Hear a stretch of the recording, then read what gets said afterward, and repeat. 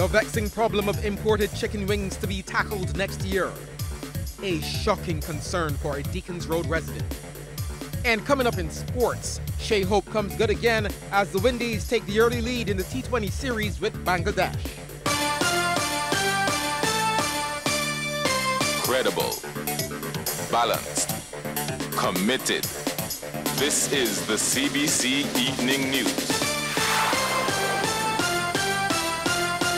Good evening, I'm Shane Jones, leading the news at 7. Concerns regarding the importation of chicken wings will be addressed in the new year. That's according to Minister of Agriculture Indar Weir. Now, speaking during a visit to a poultry plant, Chickmont, he said a solution which incorporates both producers and consumers will be found.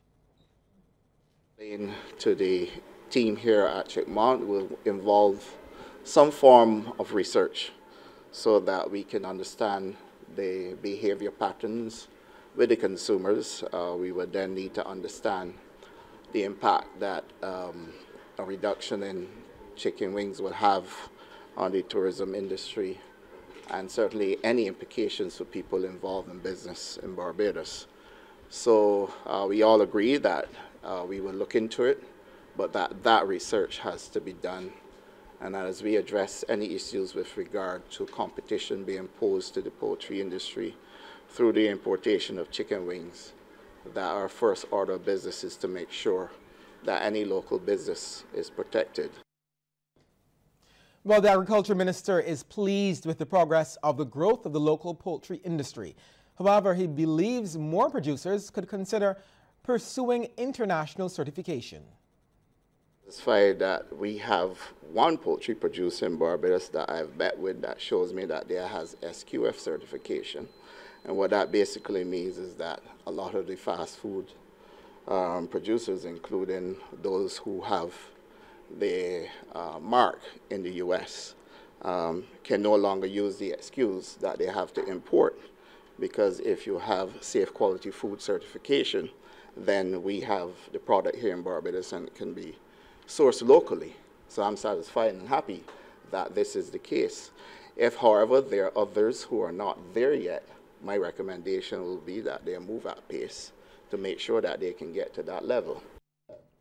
Barbadians are chomping at the bit and heeding the Prime Minister's call to take up offers, assisting them in becoming entrepreneurs in light of the recent retrenchments. Word is that over 1,200 applicants have already signed up for financial aid under government's Trust Loan Fund. The fund offers prospective small business owners up to $5,000 in the first instance to help take their business from startup to enterprise. Now, speaking on CBC TV8's Morning Barbados, Unit Manager Jerry Amos gave an update on the progress to date. In the first section, you actually can borrow up to $5,000. The repayment is over 36 months. And it's just a small repayment, actually. The maximum repayment is $150. The interest rate is 5%. And we've been seeing tremendous response to this thus far. To date, we have over 1,200 applicants in various sectors, but the most we're seeing actually is in the retail sector. Actually, from an entrepreneur's point of view, or from a developmental point of view, I'm hoping to see others come from other sectors like tourism, the green economy, cultural industries. If we could see more of that coming in, it would really make me happy.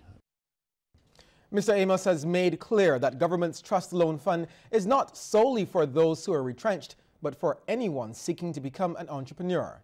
Well, he went on to explain there are other phases to the loan where applicants can access more funding. These small micro people are usually the unbanked. This is an opportunity for them now to start to come into the system, build a reputation for themselves, so that moving formalize their financials. Formalize the financials, so that you graduate from the fund. The fund, actually, the first tranche, you get $5,000. You repay that $5,000, then you move to $10,000. Oh, okay. Yes. This is news. Yeah, right. After that, then you can graduate either to the credit union, to Fund Access, who is a partner and who have been helping us tremendously during this process. Or you can even get into the financial banking system, the official commercial banking system.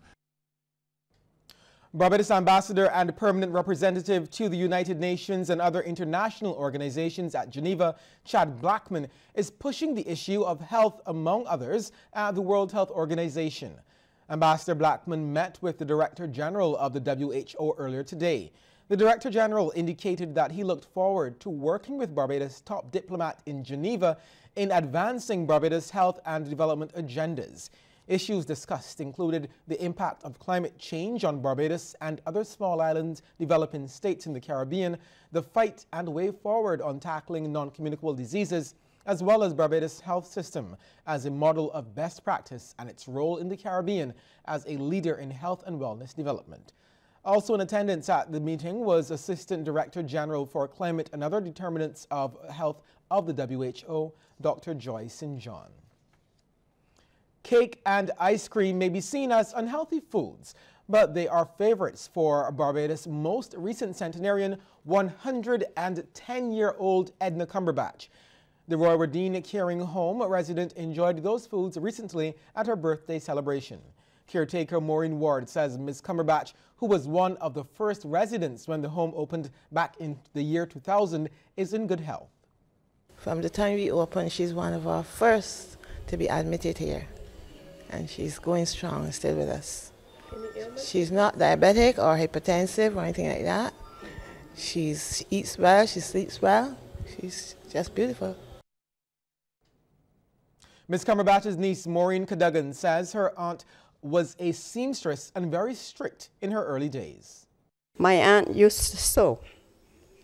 And when she sew anything for you, don't put on 1/4 pound because you won't be able to wear it.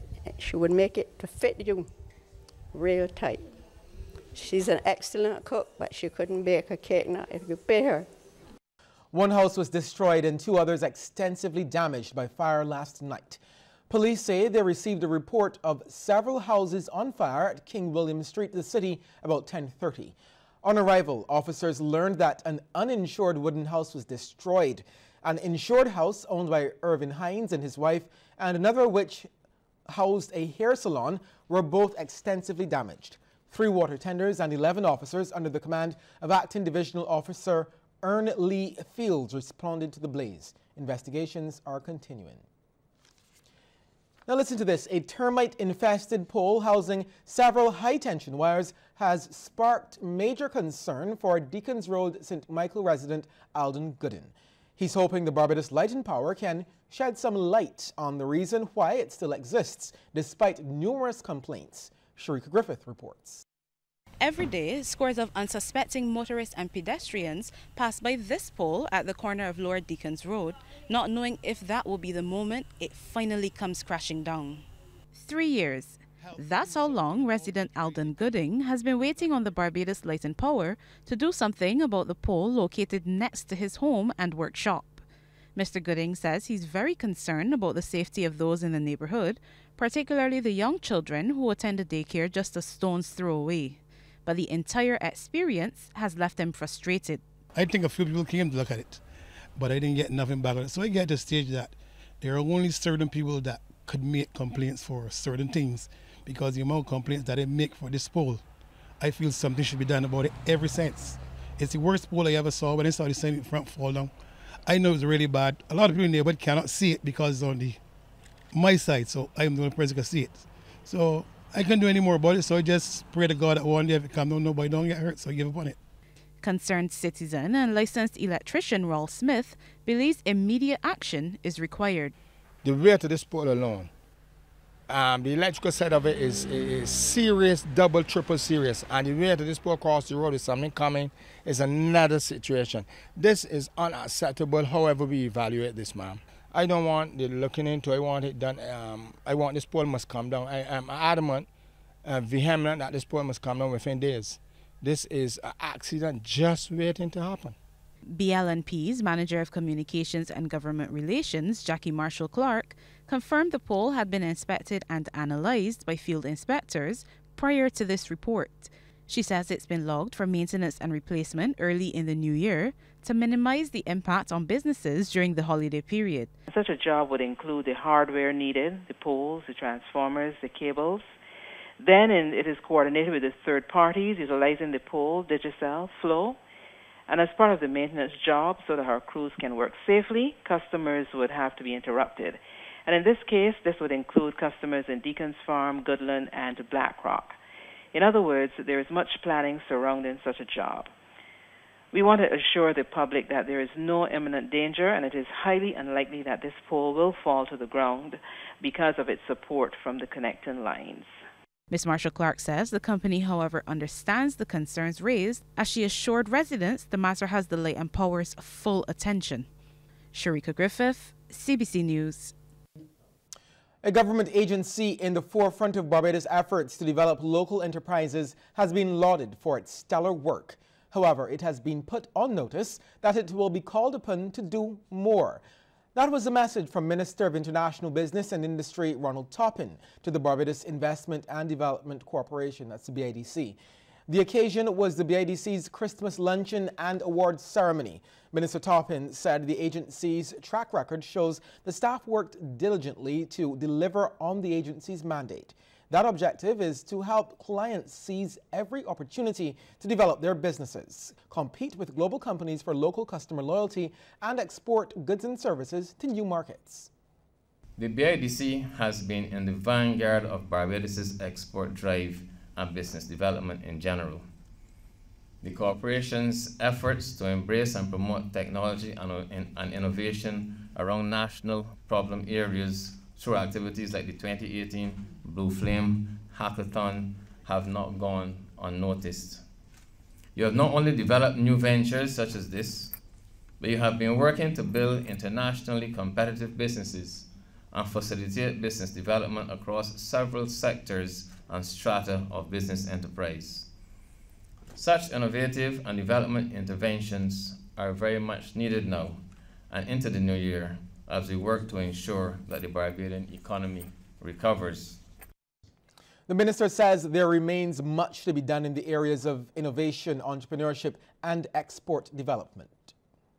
It is therefore expected that your efforts will be intensified in the coming year, given government's commitment to reorienting our local productive sectors towards renewed growth and restoring the fiscal balance.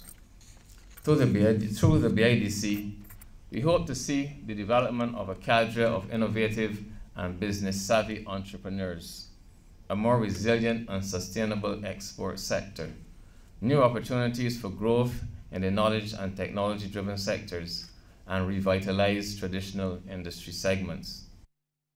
The National Petroleum Corporation has had a largely incident-free 2018. Chairman Dr. Asquith Thompson says staff must be credited for the work they've put in, even as the country experiences trying times. He was speaking during a joint Christmas luncheon for staff in the Division of Energy. Unlike some others, NPC is not a high-profile utility company. Nevertheless, it is acknowledged that you provide a generally good and reliable service. I make this assessment because there are rarely complaints about NPC, either in the traditional media or the new social media.